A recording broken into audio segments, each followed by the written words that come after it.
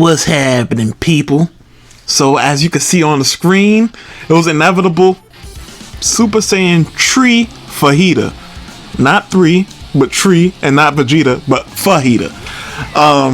Definitely expected. I think the figure this figure looks exactly how I thought it would look, which is a good thing.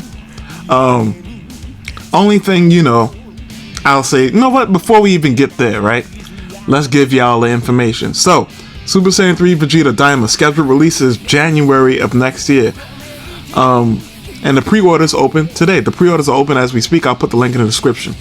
Or I'll put it in a pinned comment. Whichever. Or maybe both. What I will say about this Vegeta is that, like I said, everything that I pretty much expected it to be. There was only so much in terms of accessories that you could truly include with this particular Vegeta. I don't know what that singular hair spike, what is that, if that's what that's supposed to be. I think it is. It's supposed to, I don't know how that's supposed to plug into the figure in terms of what is it supposed to do for the figure that's supposed to make it more dynamic. Either way, first thing first, I'll say is that January 2027, I thought this would be like since there was no premium Bandai release for this year, I thought that it would be, not this year, I'm bugging, for November of this year specifically. I thought this was going to be the November release, but it's possible that they just leave the November slot just open in terms of a premium Bandai release, because they tend to do that from time to time, but usually it's like August or something like that they just don't have a release for. Either way, this is a very strong start to 2027, relatively speaking, because in past years, what was like the first release of the year? Like 2025, right? What was the first release of the year? Like Pan from GT, or Pan from GT, however you want to pronounce it. People wasn't checking for that. Let's keep it 100. Nobody was checking for that. So it makes me wonder what the rest of the next year is going to look like. I know I'm getting ahead of myself, but I definitely have some ideas for what could come out next year. And I'm thinking about doing a separate video for that, for other releases that could come out next year, especially with the returning of Super. What else with this figure? So I think the elephant in the room with this figure is, if you're into the third party scene, then a Super Saiyan 3 Vegeta kit along with Ultra Ego, because it came as a set. You get the head sculpt for both, and you get 5 faceplates for both, and that has been dropped. And I saw one comment where somebody was saying, this is like a day late and $1 short, and initially I would agree with that comment, but the reason why it may not be a day late and $1 short is because, one, something that I think we often forget, and sometimes I forget it, making these videos, is that a lot of people still discovering what third party even is. That's the first thing. Second thing is that by the time this drops, there's no telling if, like, for example, if you don't already have the RE custom set, there's no telling how readily available that would be, because then you could just tell people, all right, here's what you do: buy the Daima Vegeta and then buy that set. Now, technically speaking, what is the Daima Vegeta? Like, adult version, like $35. And how much is the head sculpt set? I think it roughly ends up being around the same price, depending on how much you pay for that head sculpt set. Like, how much was it again? I want to say it was like 45. I can't remember what the price was. It was like 40, 45. And so add it all together, it's roughly the same price. And then you get the Ultra Ego stuff if you care about that.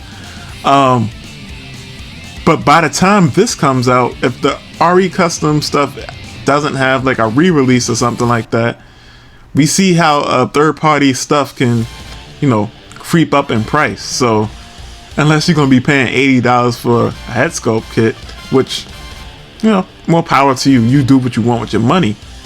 You still have to buy the Daima Vegeta body.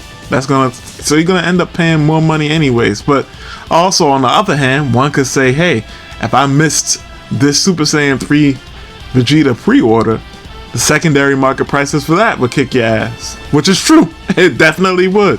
So it's all about what's going to be mostly available. Like, for example, like I said, if Recustom is readily available still by the time this comes out, and it's at the same, retail price and not hiked up prices, oh yeah, absolutely, I say go with the kit.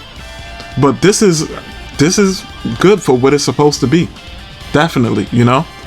I'm assuming with this Daima, King Goma probably won't be too far behind, since we have the adult versions of both Super Saiyan 4 Goku, and we got this adult Super Saiyan 3 Vegeta that now they're both on the horizon. That they shouldn't be too far behind. I'm assuming like the Arinsu is gonna be dropped, the Gesu, he's gonna be dropped, and then I could see this whole Daima thing petering out, because most of the chase stuff is, you know, has been dropped. Now Majin Du and Ku and the Tamagamis, I could see it being released sparingly. I don't think they're going to be in a rush to release that stuff, especially since Super is coming back, and that's probably going to end up taking, you know, the main stage in terms of releases. Like, I'm almost certain we'll get a brand new Beerus figure, right? That's I guess you could consider that like a preview for that potential video where I talk about all the releases I think that could possibly come out next year. Y'all can let me know if y'all want that video. But with all this being said, this has been a fairly short video. Oh yeah, I forgot to say the price point. The price point is $75. If you you know, 75 USD specifically, you know. I've said all I could say about the prices. If you've been on this channel long enough, I feel like it's still overpriced. I feel like the prices are all over the place, and sometimes it's based on hype, and sometimes it's based on I don't know what. Sometimes I just think they have a dartboard with prices, overpriced prices, and they blindfold one of the staff or the employees, and they say throw the dart, and whatever it lands on, that's the price. That's how it feels sometimes, you know. 75 is, I think 55 or 65 would have been, you know, a more appropriate price point for this, especially considering, you know, Gohan Beast, the first release, $65. Just saying, pun intended.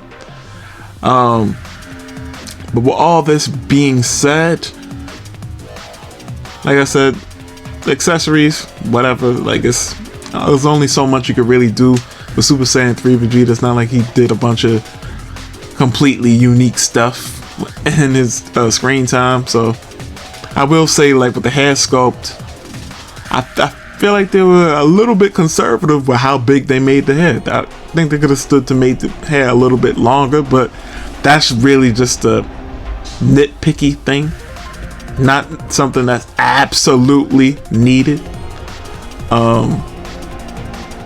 But with all this being said, I think that pretty much does it for all of what I have to say about this particular release. Like,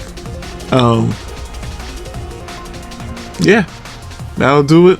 This has been Bombastic Plastic. Stay fantastic. And also, just a little tidbit, at the time of this recording, on my Instagram page, I'm doing questions. So anybody's questions I haven't gotten to, I'm going to get to your questions once I get this edited.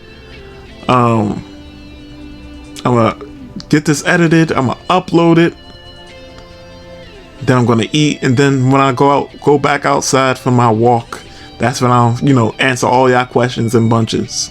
So until next time, peace.